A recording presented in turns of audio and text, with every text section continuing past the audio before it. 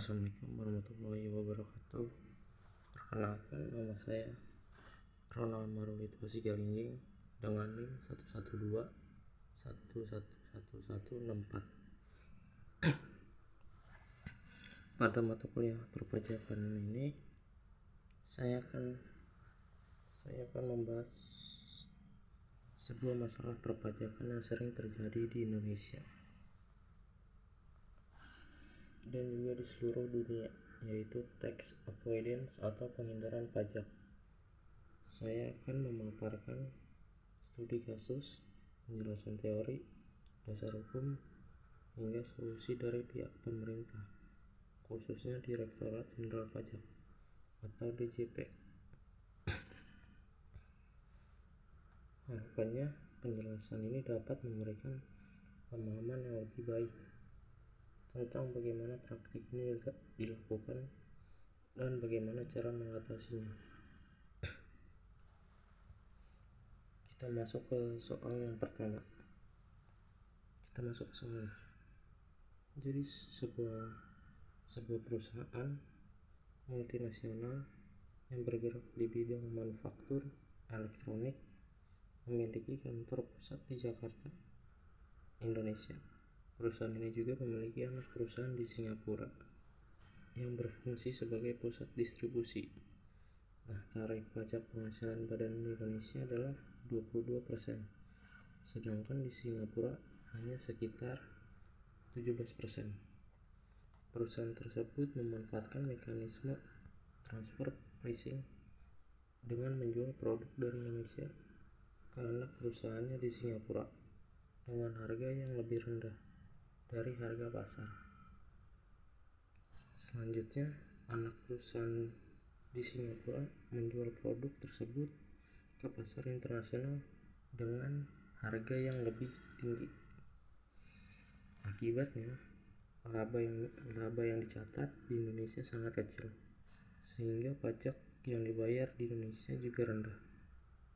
Sementara sebagian besar laba tercatat di Singapura dengan tarif pajak yang lebih rendah.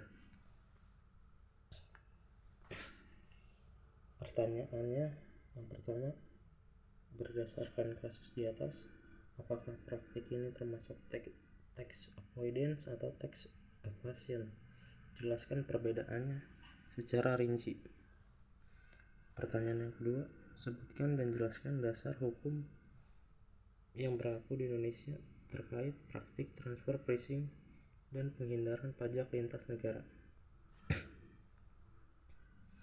Pertanyaan yang ketiga, uraikan langkah-langkah strategis yang dapat dilakukan di Direktorat Jenderal Pajak atau DJP untuk mencegah praktik tersebut agar penerimaan negara tetap optimal.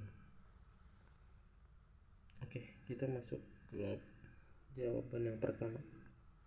Jadi klasifikasi praktik yang dilakukan perusahaan ini termasuk dari tax avoidance atau penghindaran pajak, karena mereka memanfaatkan celah hukum yang ada untuk meminimalkan beban pajak. Tax avoidance berbeda dengan tax evasion, pengelakkan pajak yang secara langsung melanggar hukum, misalnya dengan memalsukan dokumen atau menyembunyikan hasil penghasilan. Dalam kasus ini, perusahaan melakukan pengalihan laba atau profit shifting melalui mekanisme transfer pricing antar perusahaan yang memiliki hubungan istimewa. Meskipun secara teknis tidak menyalahi hukum, praktik ini mengurangi potensi penerimaan pajak negara dan bertentangan dengan semangat keadilan. Oke, perbedaan antara tax avoidance dan tax evasion. Tax avoidance itu dilakukan dengan memanfaatkan celah hukum, tidak secara langsung melanggar undang-undang, namun tidak etis dan dapat merugikan negara.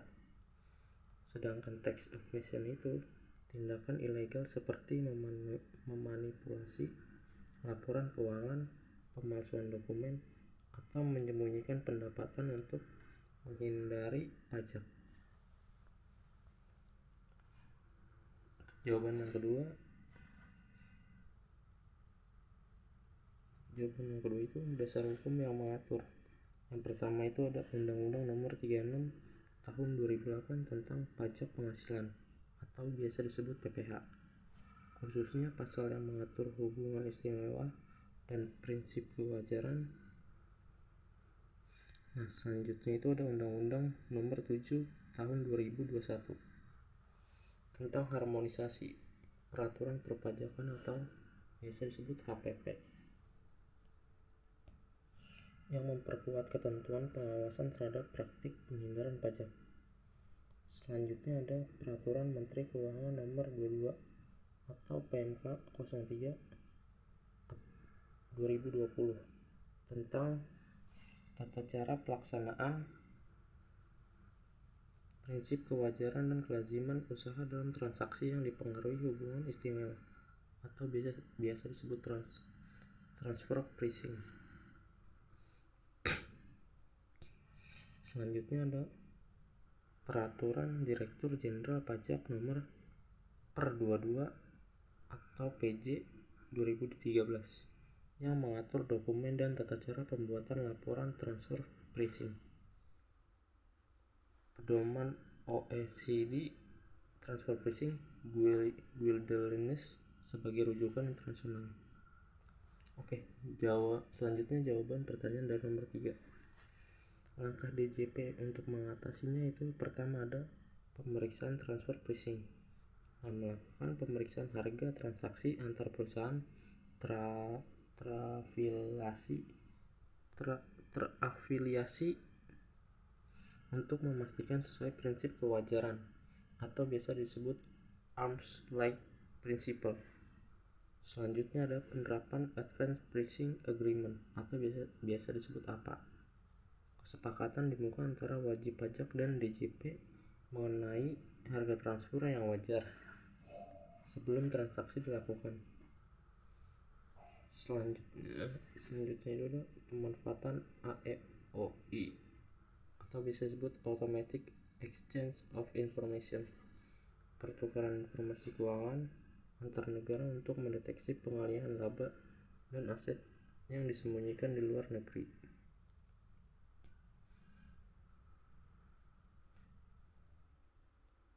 Selanjutnya itu ada pengenaan sanksi administrasi dan koreksi fiskal. Jika ditemukan ketidakwajaran, DJP berhak melakukan penyesuaian nilai transaksi dan mengenakan tambahan pajak beserta sanksi administrasi.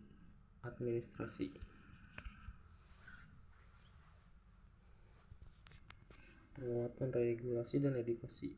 Selanjutnya ada penguatan regulasi dan edukasi wajib pajak.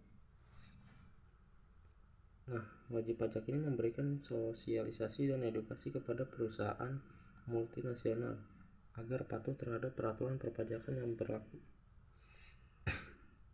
Nah, pajak ini merupakan salah satu sumber utama penerimaan negara. Dari pajak ini pemerintah dapat membiayai pembangunan, membayar gaji pegawai negeri, membangun infrastruktur, dan menyediakan pelayanan publik. Namun, tidak semua wajib pajak patuh membayar pajak sesuai ketentuan. Ada yang melakukan tax evasion yang jelas melanggar hukum, dan ada juga yang melakukan tax avoidance, yaitu memanfaatkan celah hukum untuk membayar pajak seminimal mungkin. Tax avoidance ini seringkali sulit dideteksi karena secara administratif terlihat legal, tetapi berdampak pada berkurangnya penerimaan negara. Salah satu metode paling umum yang digunakan adalah transfer pricing.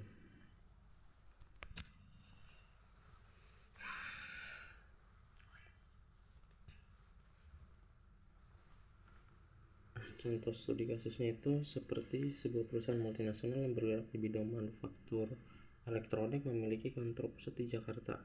Perusahaan ini memiliki anak perusahaan di Singapura.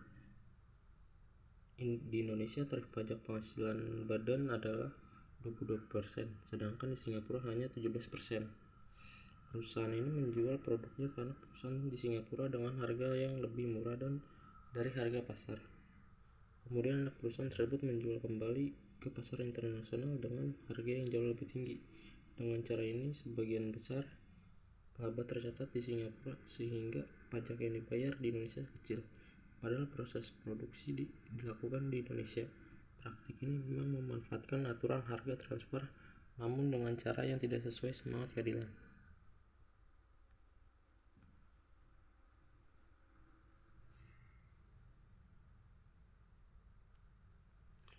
Jadi kesimpulannya yaitu praktik penghindaran pajak seperti ini walaupun tidak melanggar hukum secara langsung tetap merugikan negara. Pemerintah perlu memperkuat regulasi, meningkatkan pengawasan, dan memperluas kerjasama internasional. Dengan penjelasan saya semoga bermanfaat. Terima kasih. Wassalamualaikum warahmatullahi wabarakatuh.